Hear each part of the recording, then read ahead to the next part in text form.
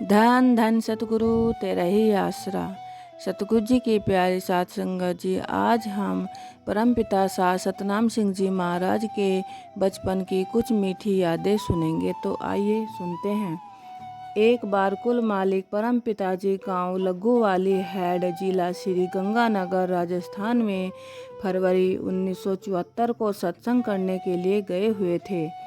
शाम के वक्त राज कैनाल नहर पर सैर करते करते हैड पर चले गए। हैड के पुल के आगे एक नील गाय की लाश नहर में आकर गिरी हुई थी।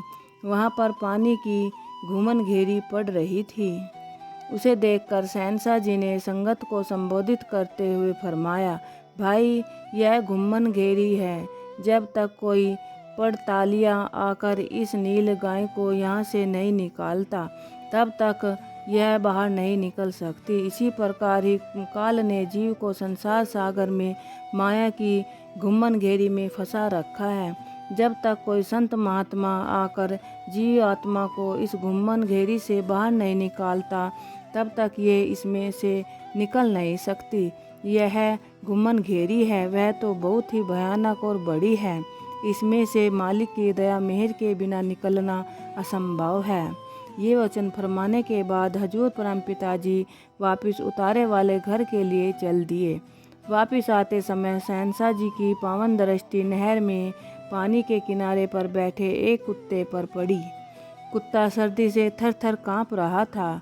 नहर से बाहर आना उसके लिए असंभव था, क्योंकि उस नहर का जो ऊपरी किनारा था वह करीब 6 फुट ऊंची सीधी दीवार थी।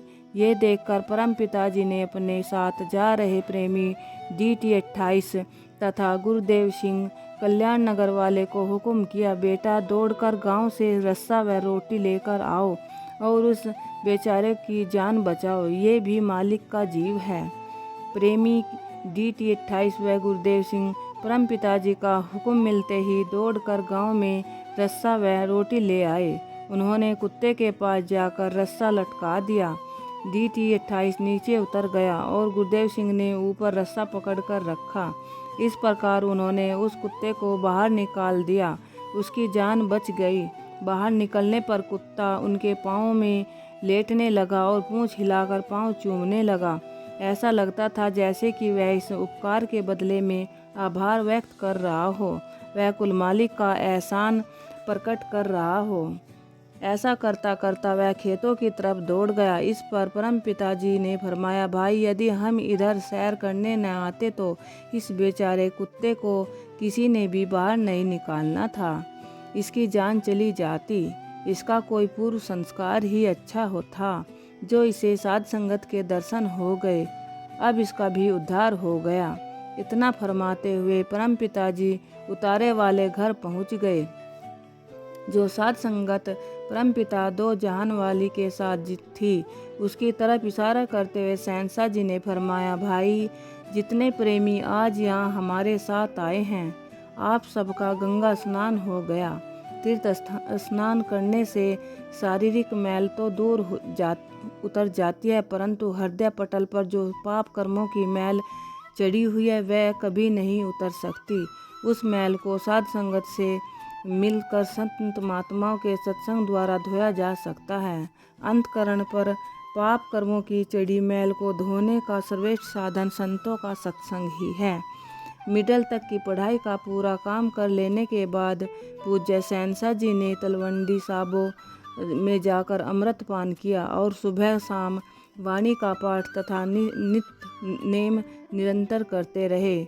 आप जी श्री गुरु ग्रंथ साहिब के साधारण तथा अखंड पाठी भी रहे। बेशक आप जी कीर्तनी जत्थे के साथ अपने गांव से 20-25 मील दूर के गांव में पाठ करने के लिए चले जाते थे, परंतु उसके बदले कोई सेवा आदि लेना तो दूर की बात है, पानी तक भी नहीं पीते थे। आप जी के पूर्ण सहयोग, सख्त परिश्रम तथा उपकार से ही गांव जलालाना में गुरुद्वारा साहिब बनकर तैयार हुआ था। आप जी की रुचि घरेलू कामों की बजाय गांव के सांझे कामों, ईश्वर भक्ति, भलाई के कामों व परमार्थ में बढ़ने लगी। गांव में सड़क, पानी, बिजली, अस्पताल आदि अन्य सुविधाएं आप जी के सख्त परिश्रम व दौड़ धूप से ही उपलब्ध हुई। सच्चे पातशाह पूज्य परम पिताजी का असल उद्देश्य प्रभु परमात्मा की प्राप्ति थी, जिससे पूर्ण आनंद व आत्मिक शांति प्राप्त हो।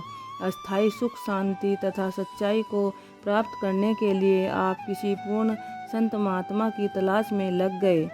आपने कई साधु संतों से भेंट की। आप उनके वचनों को बड़े ध्यानपूर्वक सुनते और फिर उनके आचार व्यवहार, निजी जीवन व उनके नियमों की परख करते, परंतु कहीं से भी आप जी को पूर्ण तसल्ली नहीं मिली। बेपरवाह मस्ताना जी महाराज उन दिनों में अपने ही आदित्य अंदाज से जीवों को प्रभु का नाम जपाते थे। पूज्य शहंशाह जी ने जब उनकी महिमा सुनी तो आप बेपरवाह पूज्य बाबा जी के दर्शन करने के लिए डेरा सच्चा सौदा में आ गए और उनके दर्शनों तथा वचनों से अत्यधिक प्रभावित हुए। आप जी ने अपने मन में यह फैसला कर लिया कि बेपरवाह मस्ताना जी ही पूर्ण सतगुरु हैं, उन्हें परमात्मा से मिला सकते हैं। उसी दिन से ही आप जी ने परम पूजनीय बाबा जी के सत्संग में आना शुरू कर दिया। जहाँ जहाँ भी वे सत्संग करने जाते, आप जी भी अवश्य वहाँ पहुँच जाते। इस प्रकार आप लगातार 3 साल बाबा जी के सत्संग में आते रहे। उस समय के दौरान आप जी ने कई बार नामदान प्राप्त करने का विचार किया और 1-2 बार तो नाम लेने वाले अधिकारी जीवों में जाकर बैठ भी गए थे, परंतु अंतर्यामी सतगुरु पूज्य बाबा जी ने स्वयं आवाज़ लगाकर यह कहकर वहाँ से उठा दिया कि अभी आपको नाम नहीं मिलेगा। साथ यह भी वचन फरमाया, आपको काल नहीं बुलावेगा, आप सत्संग करते रहो, जब समय आया तो हम आपको स्वयं बुलाकर नाम देंगे। इस प्रकार आप बेपरवाह जी को अपने दिल से पूर्ण सतगुरु मानकर उनके हुक्म अनुसार सत्संग व सेवा करते रहे। धन धन सतगुरु तेरा ही आसरा।